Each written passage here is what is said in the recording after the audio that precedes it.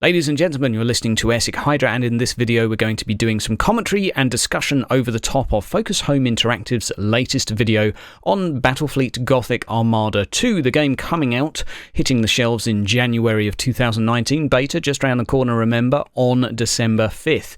Well, we finally have some full mission previews here. We have 3 missions from the developers, as well as a good amount of information that sets this game aside from the first, and fills me with a little bit of hope for the title. I have to say things are looking rather promising. So we're going to be going through those 3 games within this video and going through snippets of each rather than going through the whole hour and a half. But more importantly, we're going to, and we've got some pretty big stuff to discuss. To start off with, we can see this main battle skirmish screen here. We have the 12 major factions running along the top. You can see we have the 3 Imperial, including the Astartes and the Mechanicus. We obviously have Chaos, a couple of Elder, Dark Elder as well. We have Orc, Necron, Tyranid, and a couple of Tau thrown into the mix. Now, very, very exciting for me is the choice of sub-factions. Now, there's up to 10 for each of the main factions, and these have some combination of cosmetic and skill changes for the actual factions. So, not all of them, but some of them have been said to include some game-changing stuff. Now, this is where we come to the game-changing stuff. The skill system, which is, or was, rather impactful on the previous game, has now been changed quite dramatically. Previously, in Armada 1, this would apply to every ship that you had. When you selected a couple of skills, it would go on your entire fleet. Now it's just on the Admiral ship, and the justification for doing so was really here for balancing, which I think is fairly well justified. If you give everyone in your fleet a particular ability, it's going to make things very difficult to create or avoid combinations that are slightly overpowered. So what they've done instead is they've made these abilities stronger, but only applicable to a single ship within your fleet. I like the idea of this. I think it may decrease a little bit from some of the, let's say, micromanagement that this game's fairly heavy on that front, so it might make things also seem a little bit more welcoming.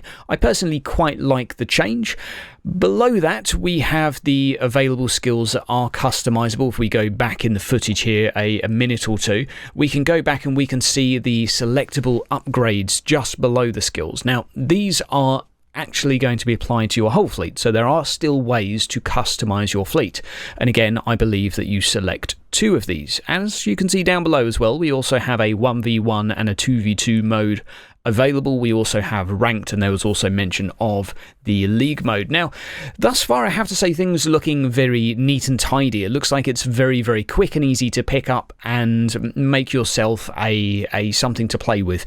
The aim of the developers, as they've said, is so that someone could come in day one and play against someone that's been playing the game for months, and they can both have access to the same stuff. So within multiplayer, you've got access to everything straight away. You don't need to worry about sort of building up a fleet slowly over time. You don't need to worry about a lot of that. It is pick up and play, although very, very different reportedly to the single player experience, which we'll hopefully find out more about as we go along. But this is far more simplified and, in my view, hopefully far more welcoming, and will encourage people like me that get bored very easily to try out a lot of different combinations, try out different ships, different admirals, different skills, upgrades, etc.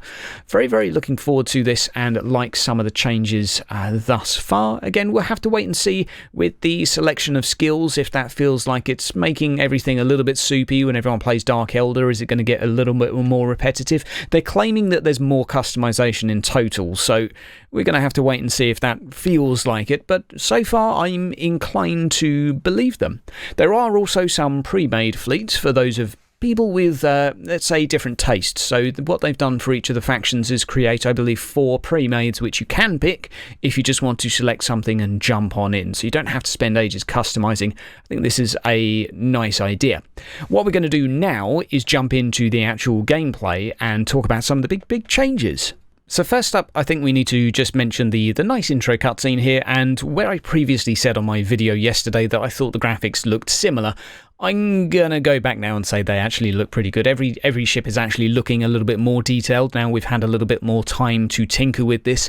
The maps and the environments in particular, I'm very, very impressed with what I've seen thus far. Reportedly, there are 200 or over 200 different types. This is a Tzeentch area that has been tainted by chaos, so even the asteroids have little signatures on them, and you can see how they've been warped and changed by the neighbouring chaos. Very, very exciting. Obviously, we've got the Necron fleet here. We're going to see those guys in action, and we can talk about some of the actual gameplay changes that have been made. Now, moving to focus on the actual map, we can see a few of these points to capture and hold. Now, this is the new adaptation of the game mode. This is the new skirmish, and what we now have is a hybrid of deathmatch as well as a point system. So there can be a total point for victory. This can be set by the players, so you could kind of, I think, change the emphasis much more toward killing if you wish. Eliminating the enemies obviously still secures a victory, but this hybrid, I think, is a good idea because it looks like it's going to do something similar to what Dawn of War 1 did, which is give players a little bit of an incentive to go to certain areas, and it's going to allow a few different playstyles around this. Do you want to go for fast-moving units to try and run away from the enemy and get points where you can? Do you want to just hold a few points with some very strong ships? Do you just want to chase the enemy around, etc.? We're going to have to wait and see how it plays and how it feels, but obviously thus far the person playing is against AI, so it's somewhat difficult to say how this is going to manifest in terms of metas, etc. But generally speaking, within RTS games, I really don't mind a little bit of a hybrid with some objective-based features. I think generally speaking, it tends to work out for the better as it encourages more, let's say, variety of strategies rather than the straightforward who can kill who and who can kite the other person, as I think Battlefleet Gothic 1 had some issues with. Reportedly as well, they feel that this has been much easier to balance as it sort of brought the gameplay a little bit more centred and made a little bit more focus around these points, so suddenly the fast-moving factions don't have quite as much of as an advantage because they can run around and get to these points, but they can't necessarily hold them for very long once you go along and try and boot them out. So very, very interesting. Nice to see some changes. Obviously, we have the increase in fleet size as well. That is very interesting and very nice to see. It's nice to see that the engine has been adapted. We can get more units on the map. Now, you'll see there a small little ship of the Necrons flying toward the enemy, and the developers are discussing here that they feel that the smaller ships now give actually a lot more use. They have a purpose now, and this is scouting.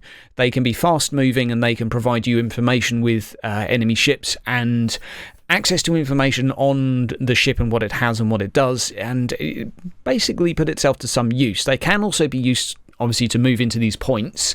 It doesn't seem, from what I've seen, to be a game of cat and mouse as to who's got the fastest stuff and can dip in and out of points, but we'll have to wait and see. Now, in terms of the actual visuals and aesthetics, I think we can simply say that the game looks great. This is a recording of a stream from Twitch, so this is 720p, so this is nowhere near as detailed as it would be if we were playing this at 1440p, but it's looking pretty good. Necron unique abilities, it's safe to say from these ships we've seen thus far, they seem to have some pretty nice and interesting ones and selectable. The Necrons in particular will fast forward in a moment and move to a chain ability where you can link a couple of ships, and anything that moves through that link takes immeasurable amount of damage. It does a whopping amount of damage. Looks pretty cool, I like it, and while we're on the subject of Necrons, worth discussing what the developers have been doing to try and make the game unique for each of the factions. Each one has its own unique mechanics, and I think if they've managed to do 12 unique factions well, I really tip my hat to them. The Necrons, for example, their ships are somewhat living. They can regenerate, so they can basically be used to dip in and out. They can also phase, so they can quite literally teleport from one place to another, and you can use that then to obviously let a ship heal up and repair, etc. So obviously one strategy that could be used for them, whereas the Dark Elder, as I'm still going to call them, have a cloaking mechanic which only works when they're in movement, and apparently it's seen as a little bit overpowered by the developers, so it's subject to change, but their strategy will be to remain hidden for your entire fleet as a standard passive ability, and to basically perform strikes here and there. Now hopefully there's going to be variation within that, but it sounds already like there's definitely, for people like me, room to enjoy different play styles should I get a little bit bored. And I like the whole fleet system where I can just simply pick up something new should I get bored and have a little go. So it's very, very interesting, and I like what I'm seeing thus far. Now, there is also one thing that was discussed by the developers that I think is definitely worthy of note, and this is that the Battlefleet Gothic Armada 1 was seen to be abandoned fairly quickly, and that they basically come clean that what happened is they released their 2 DLCs as planned, and then there was a year-long period where they were working on BFG2 but couldn't say anything until they had something to show. And Focus didn't want to announce anything without any material, so there was just a year of silence. So they basically had a tough choice to make as to whether they wanted to continue to serve BFG1 or move on to this. I think given this contains so much, I'm kind of glad that they did that, but obviously if I was a hardcore BFG1 player, I might also feel a little bit let down that they stopped doing DLC to chase another game, but what we're seeing does look pretty decent thus far. Now let's move on to some Tyranid gameplay. I'd like to see something a little bit different today, and this is going to be a good opportunity to discuss some more of the mechanics which make the game a little bit different to the first. One thing that I'm very excited to see is a morale system. So now if basically anything you do that would be a bit scary can reduce your morale. So if you go into an asteroid field, if you fight against a ship larger than yours, if you're outnumbered, anything like that can cost you morale. And if your morale drops too low, you may well have a mutiny on your hands. If you do, then you're probably going to have to execute some crew, your ship's crew goes down, your ship becomes less effective, so we now have an extra dynamic and an extra means to, let's say, influence gameplay. Morale can be a frustrating feature within some games, and in others it can be, when well executed, a joy to have and an extra mechanic that provides an extra layer of depth to a game. So I'm very curious to see which one this is going to fall into. Thus far, though, it looks to be pretty nifty. Obviously, if it goes down, you can buff it yourself, and there are plenty of abilities to mitigate this, and it sort of just means if you go and send a ship off to die, it's going to die that little bit faster. Tyranids, for example, though, are immune to morale loss. However, once you kill their main ship, which is the big beastie floating on back there, then all of their morale drops to being the worst in the game. So they have a very, very strong start, but they have a sort of a queen mechanic, and that, again, I think is a very, very nice idea. The fact that you may have to adapt your strategy depending on who you're fighting against, not only who you're fighting with, is a good touch. It's a nice thing to have within a RTS, and I think it's going to do the game very, very well. Astartes, I believe as well, there was mention that they're also immune to some morale mechanics, and again, I think this is looking like a nice way to perhaps set some of the factions apart from each other. So looking pretty good overall. Now let's see what else we have. Boarding as well. Boarding is going to be very important to talk about. Now there are multiple ways to destroy a ship, not just simply blowing it up. Tyranids in particular are very good at boarding, so are Astartes, pretty obviously. But you can actually board a ship and just destroy all of the crew. That is a completely fine way to turn a ship into a derelict hulk, basically. So instead of having to blow stuff up, you could simply just launch drop pods and then take over a ship. I do not believe you gain control of it.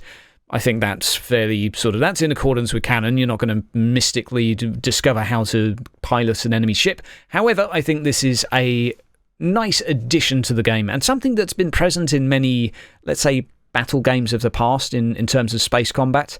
Lovely, lovely looking collision mechanics there. Very, very nice. Does seem that the units tend to just go a bit through each other rather than having a lot of bouncing around, but it would look a bit weird to see a spaceship go being tossed into the distance by a ginormous whatever the hell that thing is. Also like to give a little mention to the ramming mechanic now. That seems to have been sped up a little bit. It seems to be a little bit more fluid. The chap in charge of the helm right now has done a few rams and collisions here and there, and so far, it seems to be a little bit more reactive. The previous PvP matches I've watched of BFG1, there's been a lot of players missing, not quite lining it up properly. It seems to be a little bit easier to control in this.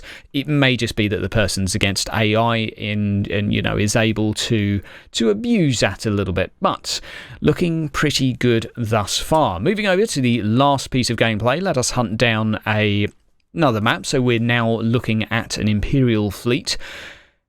Again, I think to wrap up on what we can see thus far, the game is looking particularly beautiful, and I would say don't pay much attention to the textures you're seeing within this video. This is 720p, so it's going to be looking a lot more detailed and crisp when we're looking at the actual final product come a week or so. So very, very excited about this.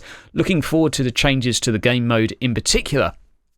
I personally think that's going to be a very, very nice touch. There is a good amount of customization on generating these skirmishes as well. I think you have 5 separate sliders which you can use to choose debris, total points required to win, things of that nature, and speed in which points are required. So quite a lot that you can do. But guys, very, very excited about this game still. I hope you are too. And don't forget to hit the little bell button down below so when we make some more videos on this, you're obviously not going to miss them. Guys, you have yourself a great weekend. Take care.